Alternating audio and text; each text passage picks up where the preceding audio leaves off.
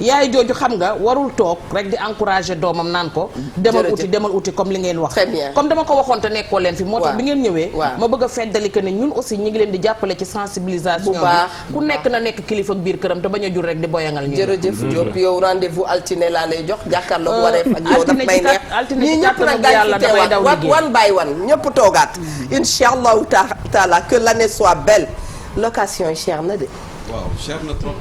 ban la séenee suñu xel dafa dal ndax lu ñu naqadi yaa koy wax. waaw ndax. waaye ma tegal la ci bailleurs yi nee nañu ba ñuy tabax seen kër dañoo dem ca banque ba.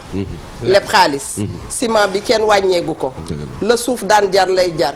terrain yi dañoo gën a cher léegi nag yow yaay xool naka ngay def ak man. defe naa ne bailleurs yooyu di wax sax ay sénégalais lañ ñun ñëpp. te ñoom it ñu ci bari dañu sacrifier seen vie.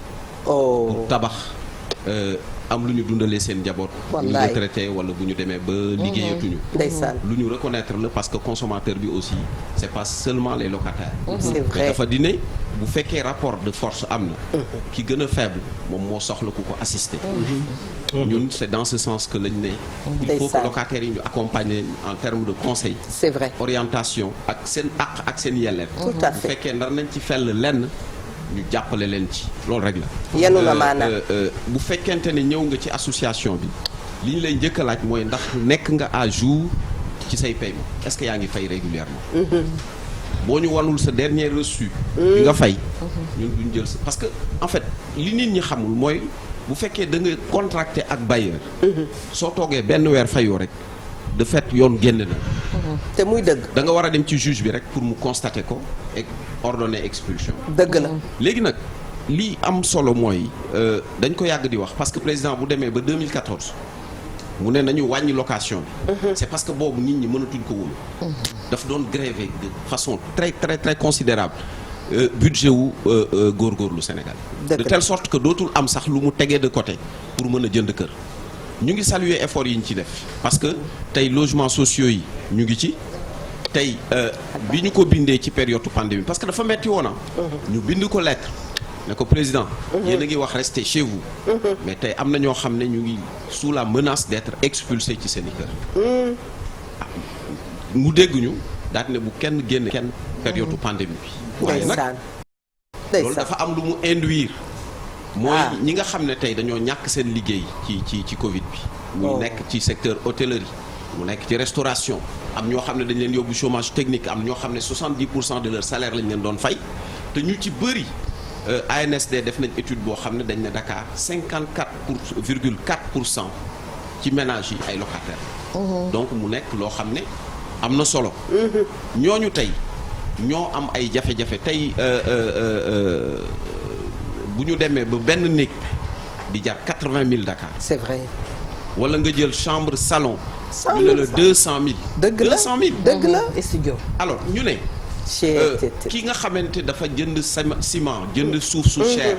tabax day wut xaalis mais dañ ko war a réguler. c'est donc vrai. location régulation la soxla. soxlawul parce que defoon nañ fi loi wàññi ko. borom kër yi jaar ci loi pour delloo si waat mbir. ay defoon nañ fi loi wàññi ko. ñu borom jaaraat kër ci yi loi delloo si prix yi. Ah. ndax loi dafa leen may ne leen bu fekkee yéen ñi nga xam ne yéen a moom kër yi da ngeen ko soxla pour dëkk ci wala da ngeen a bëgg a démolir reconstruire yoon may na leen ngeen jox locataire bi 6 mois ngeen génne ko.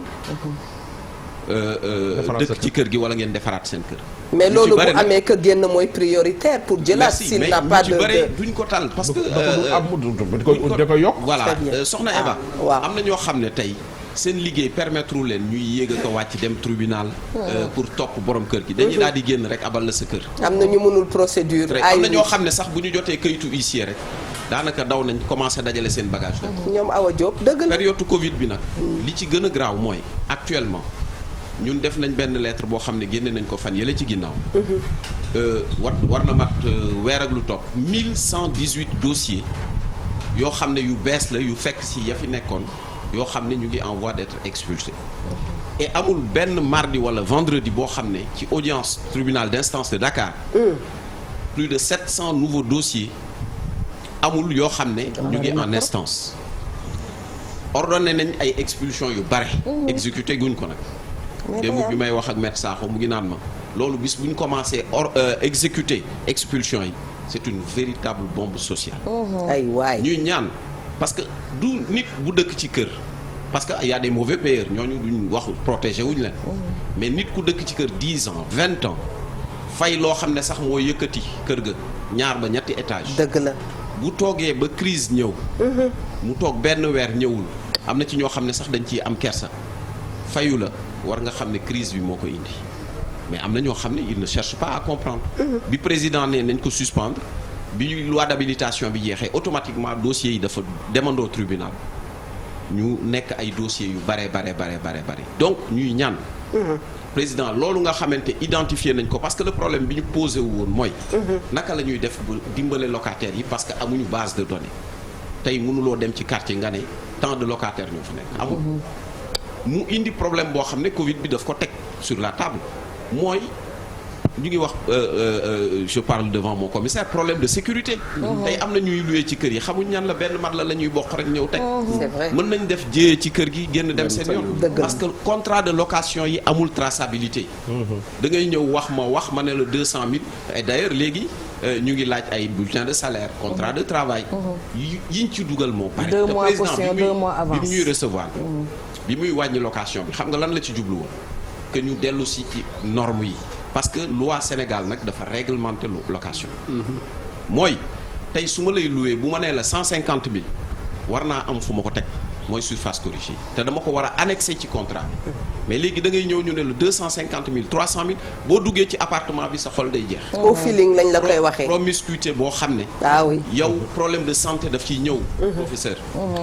am na tey maladie respiratoire yu bari yoo xam ne nii ñu ngi koy contracté. exécutif xataayu appartement yi boo defee nii ci toilette yi sax sa loxo. ñuy ñaan nag président. ñi nga xamante ne nii c'est des centaines et des centaines de pères de famille.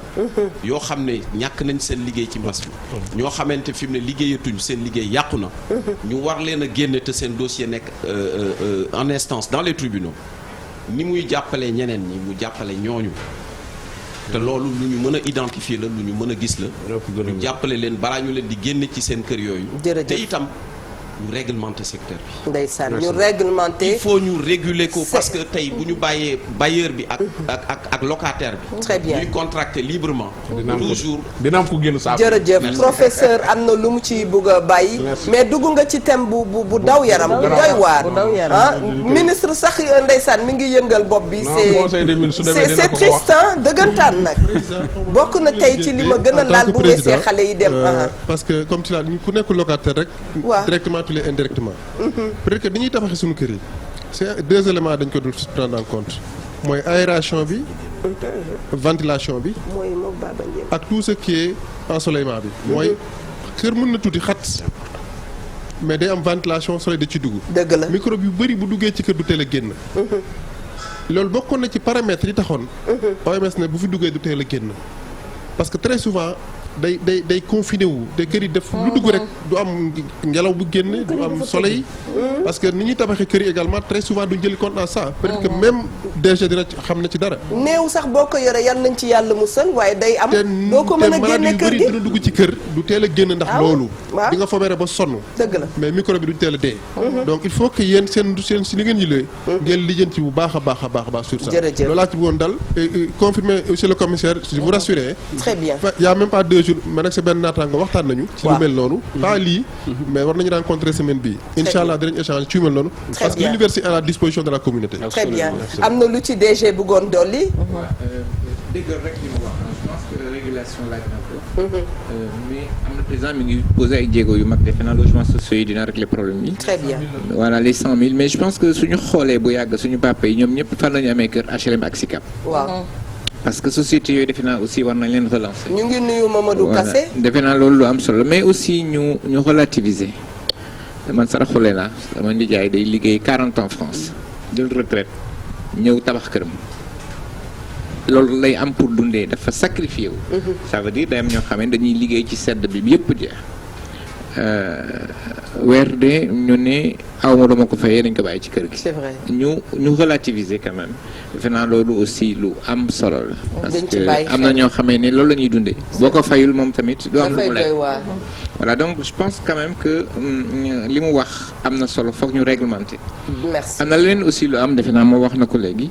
booy gagné 200 000 francs par mois nga bëgg jël louer këru 150 000.